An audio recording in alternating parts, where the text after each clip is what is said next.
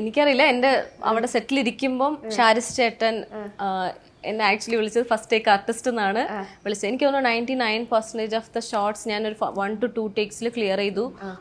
ഞാനത് നോർമലി ചെയ്തു പോയതാണ്, ചെയ്യാൻ പറഞ്ഞു ചെയ്തു. പിന്നെ ആഫ്റ്റർ ഇവർ പറയുമ്പോഴാണ് അറിയണത് it is a very big thing in this industry, it is അത് ഭയങ്കര വലിയ കാര്യം ആണോ, ഞാൻ വളരെ നോർമൽ. പിന്നെ അതിൽ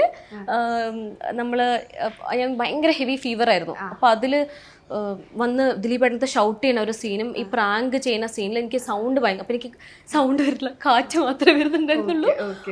എന്നിട്ട് ഇങ്ങനെ ദേഷ്യത്തിലൊക്കെ പറയുമ്പോൾ കാറ്റ് മാത്രമേ വരുള്ളൂ, ഡയലോഗ് പറ്റില്ല. അപ്പം അതെനിക്ക് കുറെ ഒരു 5-6 പ്രാവശ്യം പോയിട്ടുണ്ട്. അതേപോലെ ഈ പ്രാങ്കും ഇതുപോലെ ചിരിക്കുമ്പോ ബാക്കി പുറത്ത് സൗണ്ട് അപ്പൊ കാറ്റ് മാത്രം വരുന്നുണ്ടായിരുന്നു. അപ്പൊ എനിക്കിത് ചെയ്യാൻ ഭയങ്കര പാടായി. ആ സമയത്ത് എനിക്ക് തോന്നുന്നു അതൊരു 7 പ്രാവശ്യം എന്തോ പോയി. അതാണ് മാക്സിമം പോയത്.